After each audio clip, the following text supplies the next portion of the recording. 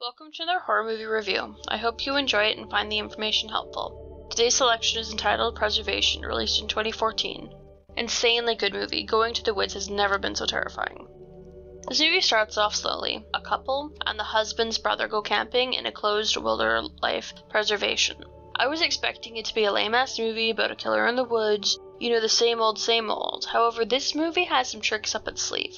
It makes you feel horribly useless. For instance, she, the protagonist, finally gets back to the car, alone, only to find the killers have taken the battery out of the car. Desperate and alone, it seems all hope is lost. Any other signs of life are too far away to walk to. Then the protagonist finds her gumption. Instead of being the damsel in distress, she chooses to fight back. This movie has some exceptionally low times, like when the brother finds his dog, and very high times, like when the husband opens the door to see the cutout of a bear dressed as a ranger with dog tags on it. Horrifically funny because it was like the ranger was giving them the sad news. The brother was in the army. You'll understand it better when you watch the film. This film is awesome. Nice character development, and I like how they tip their hat to their influence. For me, there's something awesome about empowered girls turning their backs on the bullshit damsel in distress who can only ever be saved by a brave man. Horror Nerd. Release dates: United States of America, April 17th, 2014 at the Tribeca Film Festival. Canada, August 5th, 2014, Fantasia International Film Festival. This film was released to the internet in the UK and US on January 9th, 2015. Booze. 8.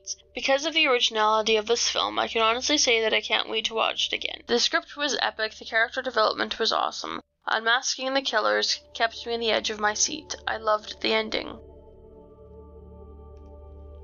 Scary. 8. This is not your jump scare horror film. It takes time to warm up, but the horrific acts of human versus human are there. It was also wonderfully put together. Script. 80%. The script was well laid out. It kind of played out like a 3-part play, which was a very interesting way to tell a story. In the first part, we are given background information on the main characters and a nod to what the writer wanted us to understand about the third part, the little story the brother tells. Part 2 is your run-of-the-mill horror story where people die, and part 3 is the comeback, gumption finding part. Soundtrack. 80%. The sounds in the movie were well done. Vocals were very well sounded.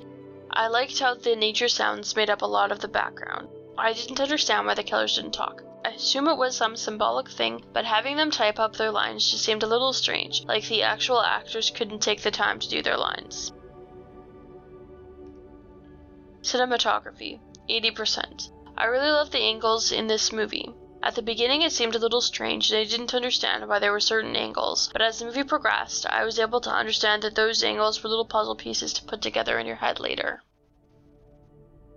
If you like this video, hit the like button and share it with another like-minded horror fiend just like you. If you want to know when more videos are coming, simply subscribe to the channel.